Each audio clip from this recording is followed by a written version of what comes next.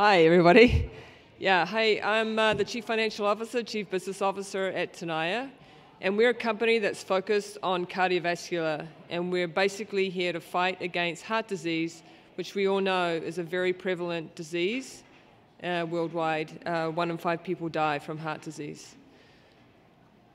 There'll be some... Clicker's not working. Yeah. Can you help me with the clicker, please? Thank you. There'll be some forward-looking statements today, and these are disclaimers associated with them. So Tenaya, we aim to transform and extend lives through discovery, development, and delivery of potential curative therapies targeting the underlying cause of heart disease.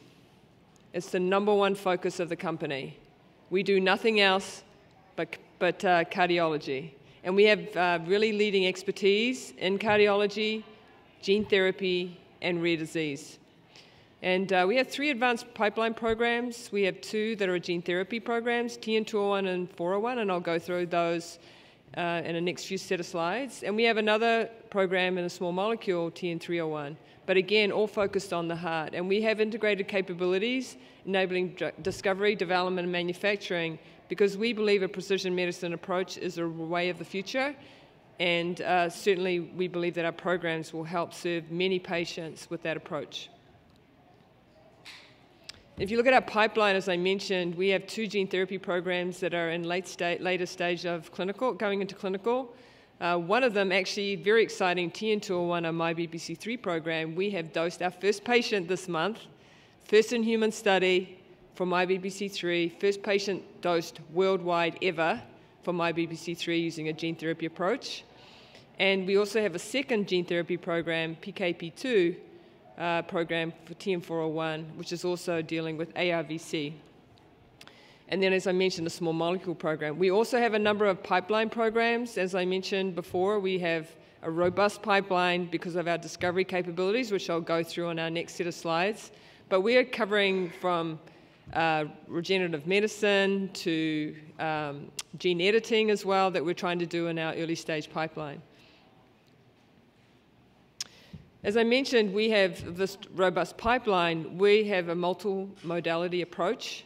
So we're focused on cardiovascular, but we will go at whatever, we'll follow the science. And we'll have this approach of going across many ways that you can get there. So gene therapy, cellular regeneration, and precision medicine. And when you look at the capabilities of the company, we have disease models, capsid engineering. We're working on novel capsids. We had a poster at ASGCT which talked about the progress we're making on novel capsids, focused on the heart. And we also have promoters and regulatory elements, which enables us to make sure that we are delivering as best as we can. And then drug delivery-wise, we look at many ways. There's infusion, there's other, you can go direct to the heart. So we're always looking at the best way and following the science to get us there. And lastly, on manufacturing, we have built out our manufacturing capabilities, which I'll go through on our next slide. So we have built in-house manufacturing capabilities that can scale from early research through to clinical supply. We have a facility that we built in Union City, if you're familiar with the Bay Area in San Francisco.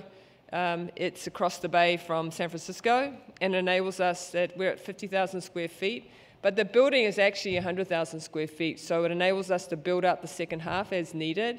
But what we've built out so far is the clinical supply, capabilities with the first 50,000 square feet. And this was a warehouse space that we actually converted into a manufacturing facility in a really short amount of time. And now we've scaled up to 1,000 liters, and we have built the supply for our TN201 and 401 gene therapy AAV-based programs. There's about 45 people in the facility, and we continue to optimize efforts. We are using Baclo SF9 in our 201 and 401 programs as a platform, but we are also looking at HEC293, and we're actually agnostic, but because we want to make sure we find the right manufacturing platform for the programs that we work on. So this is Gabe. Gabe is a patient like many others that could benefit from using the curative approach that we have with gene therapy. And we are going to go through the clinical trial design that we have, and while we're not first initially addressing adults, we're addressing adults, in our first clinical trial, we do want to get to pediatrics. We do want to get to the GABEs out there because we believe that we could really change the lives of many patients, including pediatrics. So when you look at the disease, hypertrophic cardiomyopathy, for those patients who have the MYBPC3 mutation, it's a fairly large population. There's 115,000 patients, and there's those who present with obstructive and non-obstructive. Large proportion of those are non-obstructive, and I'll get to this in our clinical trial, but we are going to be first looking to address the non-obstructive patient population. Characteristics include thickening of the left ventricle due to excessive contraction, and the symptoms include shortness of breath, chest pain, palpitations, arrhythmias. Typically the age onset is about 40, but it can begin earlier on, as I showed you the picture of Gabe. And the early onset, unfortunately, correlates with high risk of mortality and morbidity. And the disease burden is significant. Most of these patients have elevated risk of sudden cardiac death and heart failure, and their options really are limited right now, and we believe that Tenaya has an opportunity for those patients.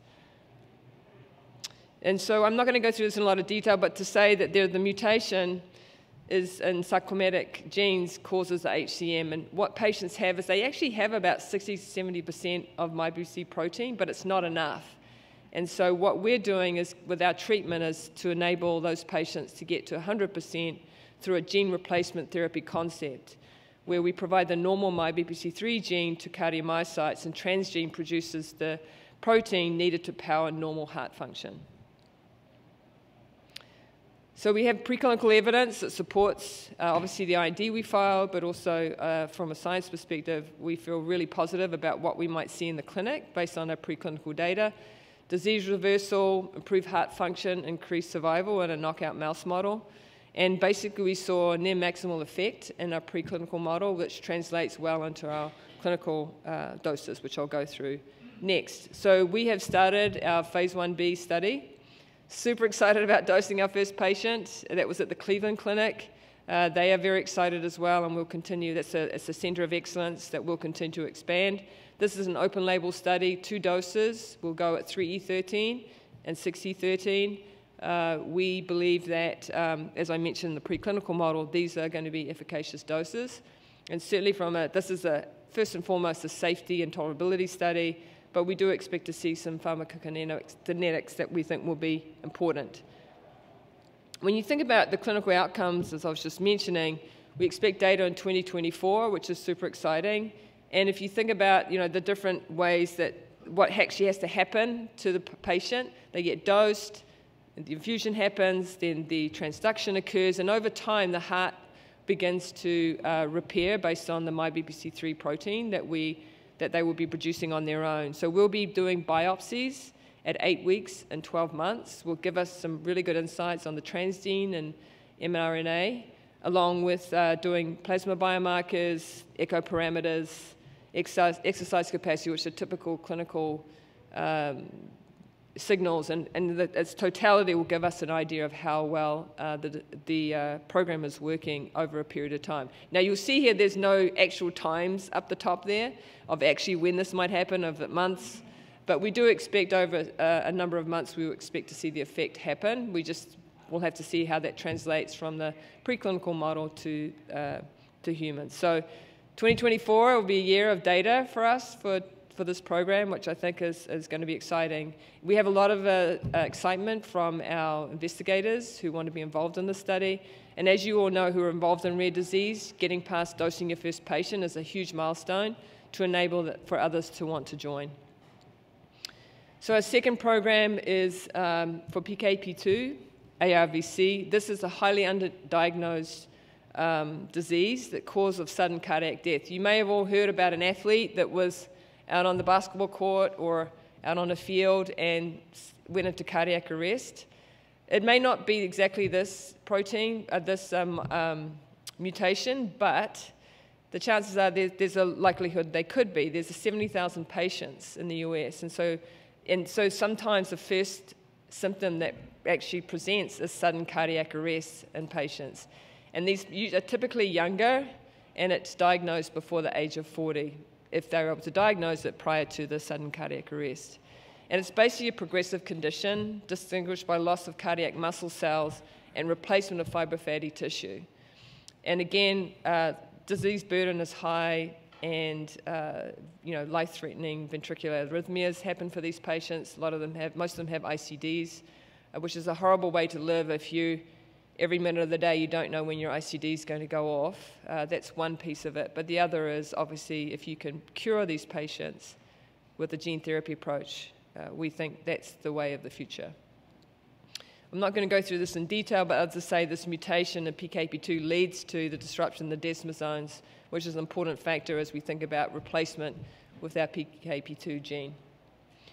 And here's our preclinical data to support that. We have arrhythmia prevention, disease modification, and survival benefit in a knockout mouse model. Again, very strong, indicative of what we might see in the clinic. We are in the process of, we said we would file an IND in the second half of this year. A few things to put together is that TN201, the program I just went through on MyBPC3, it's using AAV9. We're using AAV9 here as our capsid for 401. Same manufacturing process. And so what I would say is from our IND clearance process on TN201, it gives us a lot of confidence as we go through the IND filing for this program, given the same capsid, given the same manufacturing process, which you all know who are in the gene therapy space, that this is where you could get tripped up with the FDA. So at this time, we feel confident about being able to get that IND filed and hopefully cleared as well. And again, be able to start dosing patients for this indication. The other thing I would say is that there's complementary investigators. So between our TN201 program and our 401 program, I didn't go through the details of this, but we are going to go out to over 10 sites for TN201, which is our lead program in the clinic right now. Some of those investigators and sites will overlap with this program. So what you can imagine is if TN201 is actually performing well and patients are seeing great success there, it can read through to the excitement and success we may see with our TN401 program. So to close up here, the milestones for 2023, you can see here there were quite a few of them. And Tenaya is really big on execution and doing what we say we're going to do. So we have, for TN201, we have an open IND, we have fast track designation, we also have ODD status as well, and we have begun dosing patients.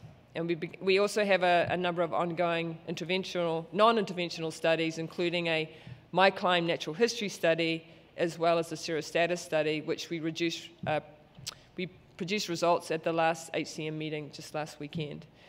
TN401, again, as I mentioned, the IND we expect to have submitted in the second half of this year. And we have product supply already made for the phase 1 trial at this point. And again, we have ongoing non-interventional studies, which we think, if you know the rare disease playbook, you will need to make sure you're understanding the natural history of these patients. And you also want to know from a neutralizing antibodies perspective, which is what a serostatus study is doing. What is that? How does that show up for these patients, and how much will that limit you in the patients that you can enroll in your study? I won't go through TN301 other to say this was our first clinical program. It's a small molecule program. Again, this shows the breadth of Tenaya and the fact that we're multiple modality, and we actually had a phase 1 small molecule program. And then the research and manufacturing, we can continue to deliver on publications, papers that you will see. There's many of them out there now with Tenaya and it's a science-based company. And it sets us up well for 2024 with obviously TN201 in the clinic, also expectation of 401 being in the clinic in terms of data outcomes that we might see in 2024. Lastly, we have $152 million in cash, and we have enough cash to support us through into the first half of 2025. Thanks very much.